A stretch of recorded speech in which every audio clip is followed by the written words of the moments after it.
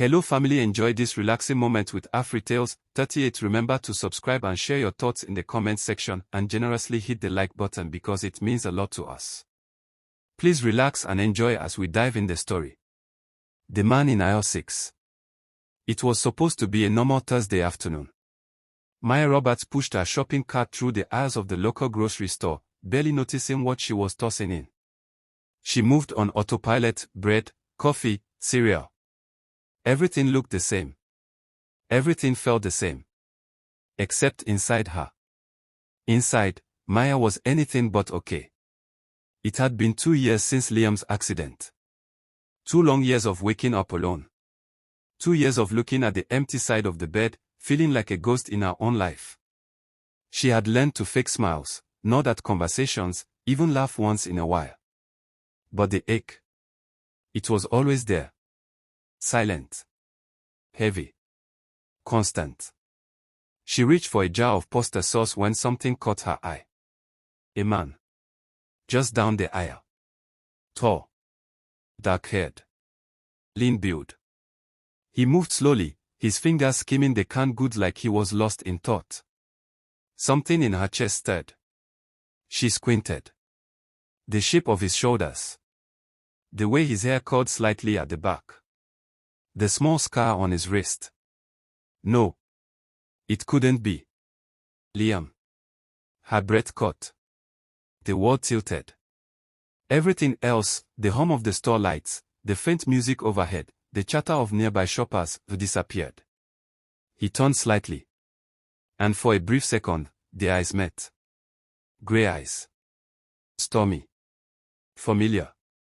The kind of eyes she once kissed under moonlight, once stared into during long, silent nights filled with laughter and whispered dreams. He looked away. Then, just like that, he turned his cart and walked off. Liam. Maya whispered, her voice barely above air. The jar of sauce slipped from her fingers and shattered on the floor, red splashing across her shoes like blood. She didn't care. She ran. Down the aisle. Around the corner. Past rows of shelves. Her heart thundered in her chest. But he was gone.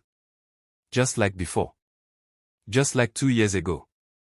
That night, Maya sat on the floor of her apartment, holding a framed photo of them taken at the beach. Liam's smile stared back at her, warm and real. You died, she whispered to the photo. I buried you. I cried for you. I nearly broke for you. Her phone rang. It was Jenna. Hey, I just wanted to check in, Jenna said gently. I know tomorrow's the anniversary. I saw him. There was silence on the other end. Saw who? Jenna asked. Liam. Today. In the grocery store. Jenna sighed. Maya, sweetie. I think your mind is playing tricks on you again. It's the grief. The timing. It messes with your head. No. It was him. I looked into his eyes. It wasn't just someone who looked like him. It was Liam. Maya. I'm not crazy, she snapped. I know what I saw. There was a pause. Okay, Jenna said softly. Let's say it was him. What does that mean? Maya stared at the photo. It means Liam never died. The next day, Maya didn't go to work. She sat at her kitchen table, staring at the obituary clippings she had saved, the ones from Liam's accident. The words blurred as memories rushed in. The police. The closed casket. The explanation. There wasn't much left after the fire, they had said. She never saw his body. She never really said goodbye. Her fingers curled into fists. If Liam was alive, if he had faked his death. Why? And how? Was he hiding? Or running? From who? From her. Maya didn't know. But she needed to find out. Because something told her that whatever the truth was, it was going to change everything. Perfect. Here's the full chapter 2, Lost in the Fog, continuing from where we left off.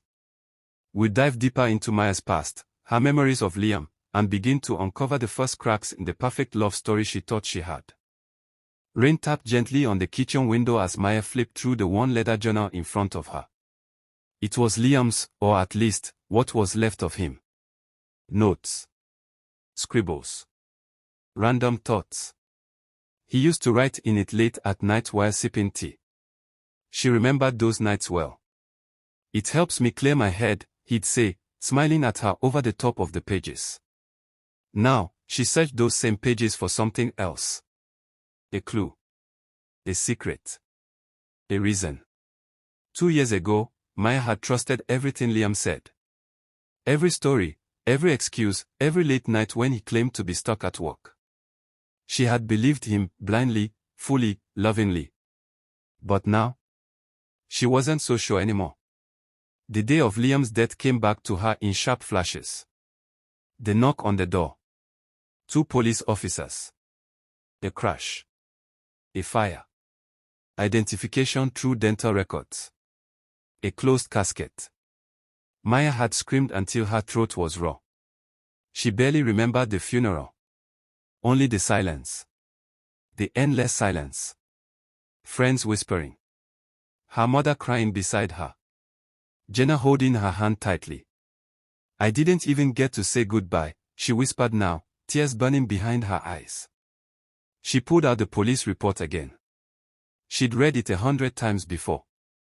But this time, she noticed something new. The accident happened just outside of town, on a road Liam never took. The report said he'd been driving alone, late at night. No one saw what happened. No witnesses. She flipped through Liam's journal again, focusing on the entries leading up to that night. March 2nd. "They are getting closer. I don't know how much longer I can keep this up. I need to protect her. She can never know." March 5th. "If anything happens, tell her I'm sorry." Maya's breath caught. Who was they? What couldn't she know? Later that evening, Jenna came over with Chinese food and a frown. "You haven't eaten anything all day, have you?" Maya shook her head.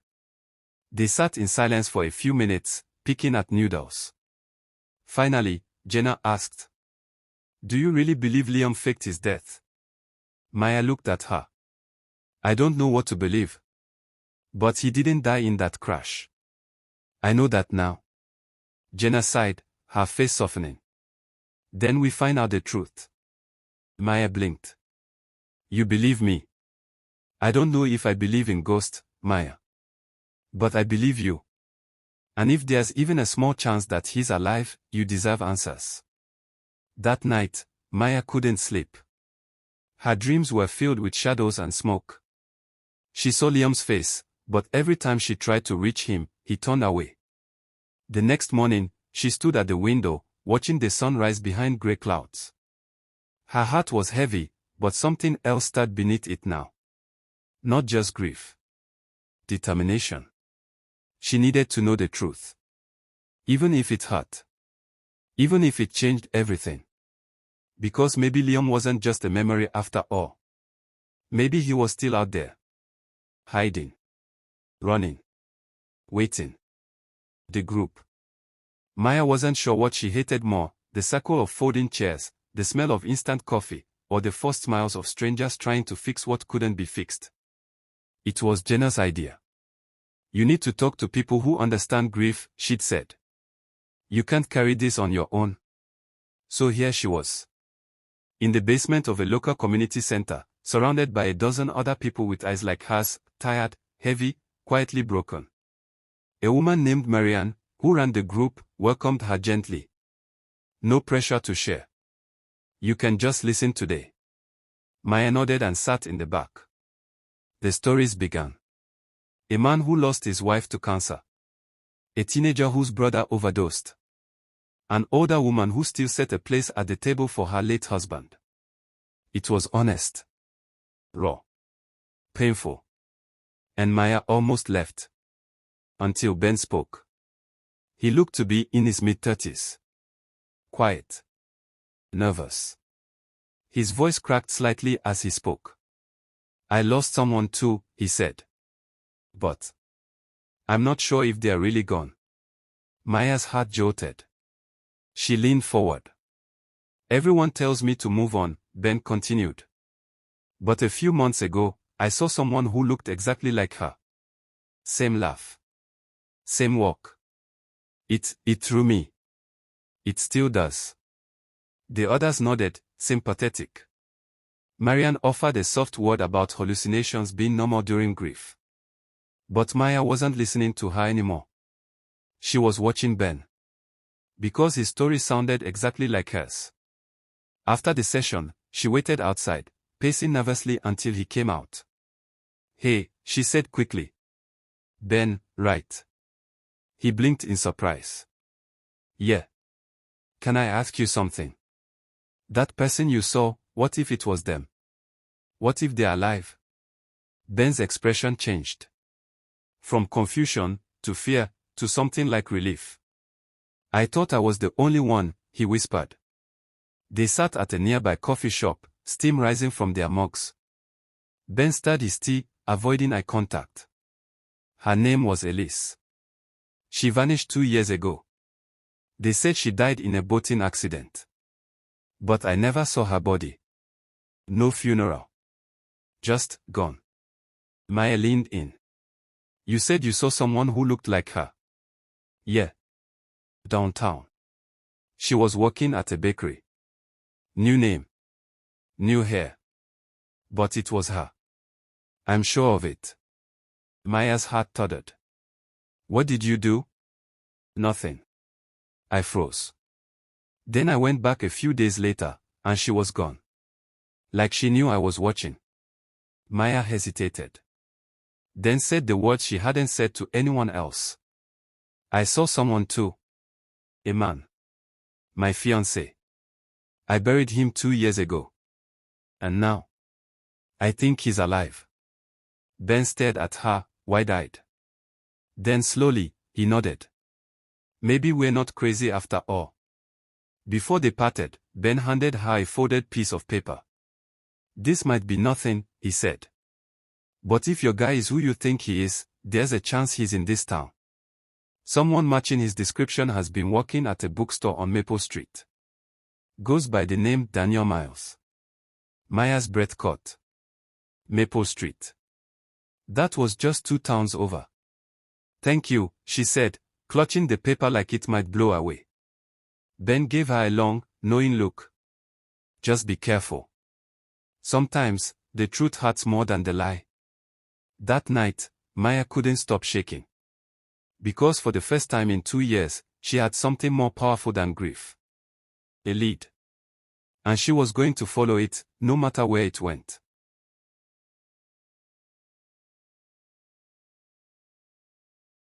The bookstore. The bookstore sat quietly on the corner of Maple Street, tucked between a flower shop and a bike repair store. It looked ordinary, old brick walls, a faded sign above the door, and a window display full of classic novels. But to Maya, it pulsed like a heartbeat. Her fingers trembled as she reached for the handle. She paused, took a breath, then stepped inside. A small bell rang. The smell of paper and coffee hit her instantly. Warm. Familiar. Comforting. Like Liam. There were only a few people browsing. A teenager reading in a corner, a woman sorting books on a shelf. And then she saw him. Behind the counter. Tall. Calm. Focused. He was organizing receipts, completely unaware that Maya had just walked into the most important moment of her life. Her knees nearly gave out. It was him. No doubt this time. Same strong jawline. Same curve of the neck. The birthmark just below his ear. She would have known him in the dark, blindfolded, 100 years later. But his name tag read. Daniel. She didn't move. She watched him help an elderly man at the counter, his voice kind and soft. Her eyes filled with tears. How could you be alive? How could you let me suffer? When the customer left, she approached the counter slowly, her heart thundering louder than her footsteps. He looked up. Their eyes locked. And his expression didn't change. No flicker of recognition. No shock. No guilt. Nothing. Just a polite, professional smile. "Hi there. Can I help you find something?" he asked. Maya opened her mouth. Nothing came out. Her throat was dry. I'm just looking," she said, forcing her voice to stay steady. "Sure thing," he said casually. "Let me know if you need a recommendation." She nodded and walked away, ducking behind a tall shelf. Her heart felt like it was splitting in half. Why didn't he say anything? Was this all in her head? She picked at him again. He continued walking, humming a tune under his breath. Maya waited another 10 minutes, hoping for something. A crack in the mask. A sign that he knew. That he remembered. But there was nothing. Eventually, she left the store. The bell rang behind her again. And the man she had once planned a future with stayed inside, like a stranger. She got into her car and sat in the driver's seat, hands gripping the wheel. Her whole body was shaking. Jenna answered on the second ring. "Did you find him?" she asked immediately. Maya stared at her reflection in the rearview mirror. "I found him," she whispered. "He's alive." "Did you talk to him?" "Yes. But he didn't know me. He acted like I was just a customer." "Oh my God. Jenna, it was him. But he's calling himself Daniel. And he looked right at me, and didn't even blink." There was a pause. "What if he has amnesia?" Jenna offered. "Or what if he's lying?" Maya said coldly. "What if he's pretending I don't exist?" Her stomach twisted. Rage. Sadness. Confusion. Hope. All swelling like a storm. "What are you going to do now?" Jenna asked. Maya looked back at the bookstore. "I'm going to find out who he really is. Because I'm done living in the dark." That night, Maya opened Liam's journal again. She traced her finger over the words he once wrote. She can never know. But now, she would. No more silence. No more secrets. Maya wasn't going to just see Liam again. She was going to confront him. Memories lie. Maya used to think memories were sacred. Safe. Proof that something had truly happened. But now? Now every memory felt like a question mark. A trick of the mind. She lay in bed, the soft hum of the city outside her window, flipping through an old photo album. Her and Liam, smiling on beaches. Laughing in winter snow. Holding hands under streetlights. Every photo screamed love. But behind those smiles was something darker hiding. She closed the album and stared at the ceiling. What if he had been lying all along? What if their entire life together had been a performance? She remembered their first real argument. How distant he had become the month before his death. How he always avoided questions about his job. How he would shut his laptop quickly when she walked in. "You work too much," she had told him one night. "It's not forever," he'd said with a tired smile. "I'm doing this for us." Back then, she believed him. Now, it sounded like a cover story. The next morning, Maya sat at her kitchen table with a notebook. She made a list, everything she remembered that felt off during their final months together. Mysterious phone calls at odd hours. Trips he never fully explained. A bruised rib he said was from a fall. The way he started locking his office drawer. Why didn't she question more? Love made her blind. Or maybe she just wanted to be. She flipped to a clean page and wrote one question in bold letters. Who was Liam Carter before he met me? Later that afternoon, she visited the bookstore again, but this time, she didn't go inside. She sat in her car across the street, watching Daniel through the front window. He was laughing with a customer, his body relaxed, his smile easy. Was this the real him? Had she only ever known a version of the man? Or had something happened that forced him to change, to run? Her phone buzzed. It was a message from Jenna. You okay? Don't do anything crazy. She stared at the screen for a moment, then typed. Too late for that. That night, Maya pulled out a box she hadn't touched in 2 years.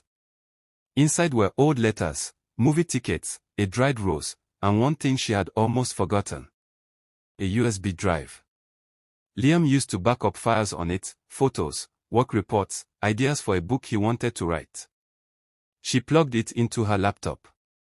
At first, it was exactly what she expected, pictures from vacations, spreadsheets, a half-finished novel. But then she opened a folder marked Private. Inside were scanned documents. IDs. Emails. A fake passport photo. Her hands went ice cold. Daniel Miles.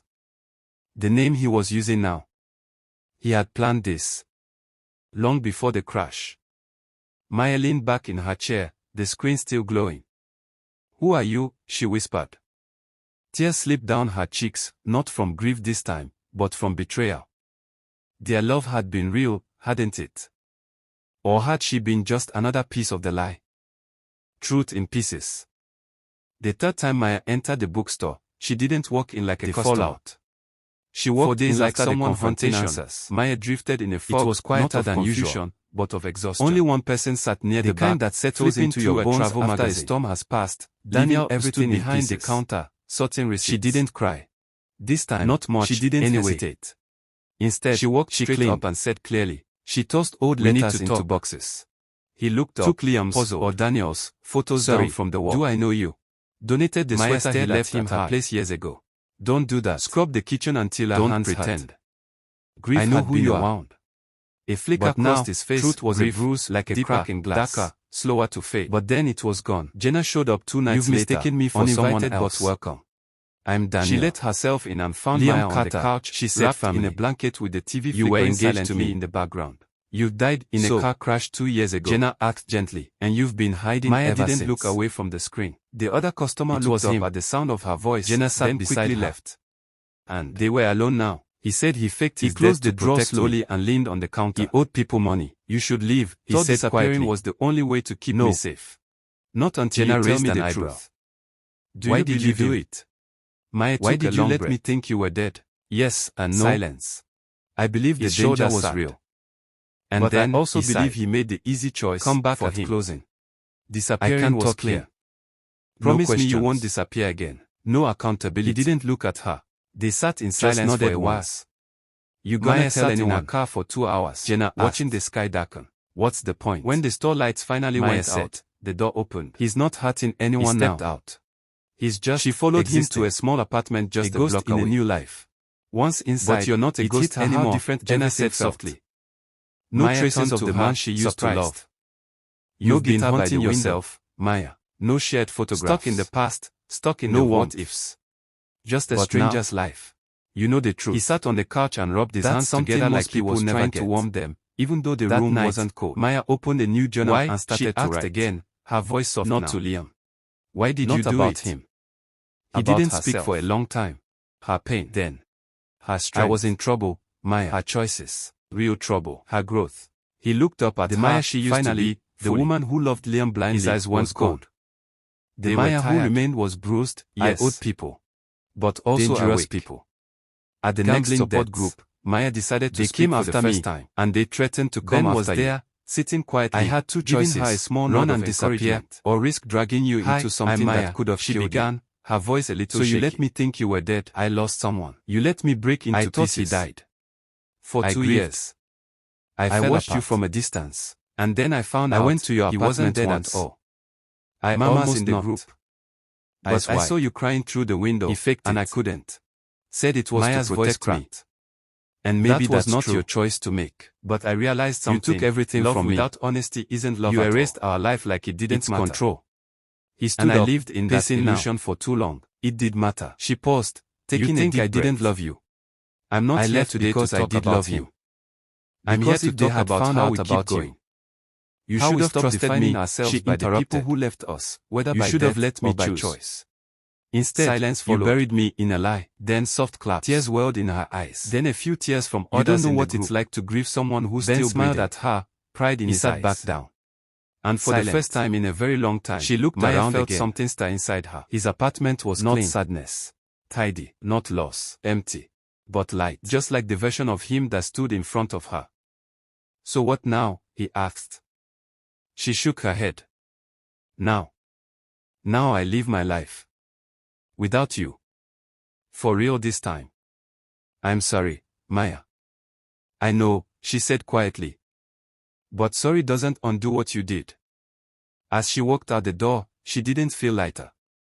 But she did feel clearer. The fog had lifted. And in its place was something stronger than before. Not answers. Not closure. Just truth. And that would be enough, for now. A second goodbye. Maya didn't plan the meeting. It just happened. A week after speaking at the support group, she walked past the bookstore again. Her heart didn't race. Her hands didn't shake. She wasn't here for answers anymore. Just an ending. He saw her through the window as she approached. This time, there was no confusion in his face. No pretending. Just quiet acceptance. She walked in. Hi, she said. Hi, he replied. Do you have 10 minutes? Of course, he said, motioning to the back office. It was a small room with a desk and a coffee pot. She sat. He sat. No walls between them now. Just truth. I'm not here to fight, she began. I'm not here to fix anything either. I understand. She looked him in the eyes. I came to say goodbye. Properly this time. His lips parted like he wanted to protest, but he stopped himself.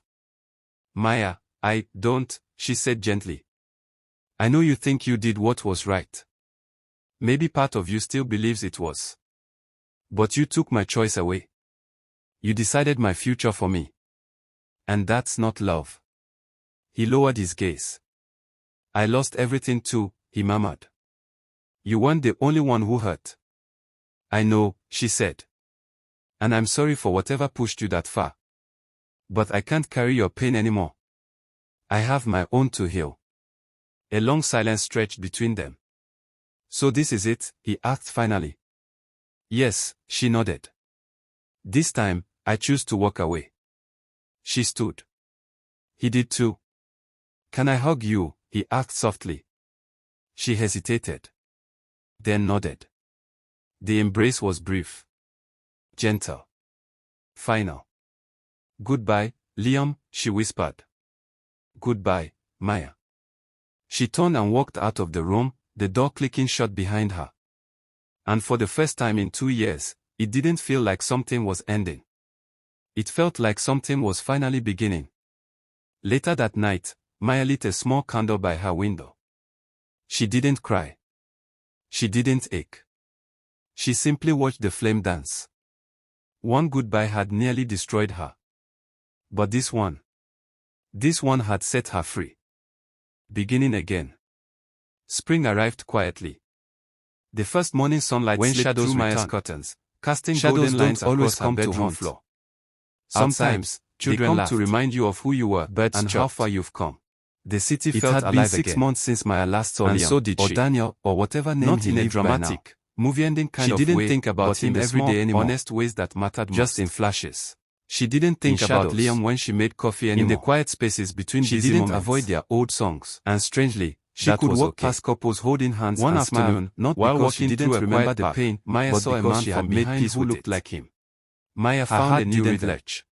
She started painting again, something she'd given up after Liam and then kept walking. Her first canvas was messy and chaotic, but it felt right. They just need to be acknowledged and then released. A declaration. She sat on a bench beneath a blooming cherry class at the community center where the grief group met. She wasn't drawing Liam. You've got a spark, the instructor told her. Or the past. Maya smiled.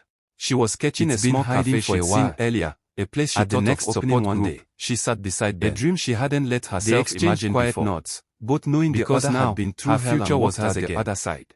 No one else's shadow could steal it. He offered to walk her home. Later that evening, you seem different. Maya wrote her final blog post for the series she titled, Learning to Breathe Again. I feel different. It read, lighter. Grief changes freer, she added. So does love. They stopped near the steps of her building. But none of those things define you, not unless you let them. Do you think you'll ever fall in love again? Someone who disappeared. She didn't answer right away. I thought my life ended with him. Instead, she looked up at the night sky, a soft smile on her lips. My life didn't end, it paused. Maybe. But this time, I won't lose myself. And when I finally listened, it said, start again. If love finds me again, so it will have to make room for me. She hit publish. Ben nodded, a quiet respect in his eyes. And for the first time, it truly felt done. Good. The next morning, the days that Maya woke to sunlight pouring across her bed, sharing her story. She stretched, not the details about Liam's secret identity, herself, but the emotional journey, it's a new grief, healing, forgiveness. Not haunted. The post resonated. Just as messages poured in, and if shadows returned again, strangers thanked her for saying what they couldn't put into words. She would smile at them. One woman wrote, "Thank them for the lessons. You helped me feel seen, and keep working forward. Like I'm not crazy for still missing someone and learning to never forget to subscribe and share." Maya replied, "You're not crazy. You're healing. And it's okay if that takes time." She wasn't chasing closure anymore. She had created it. On her own terms. And with every sunrise, every laugh, every new canvas she filled with color, Maya wasn't just beginning again. She was becoming again.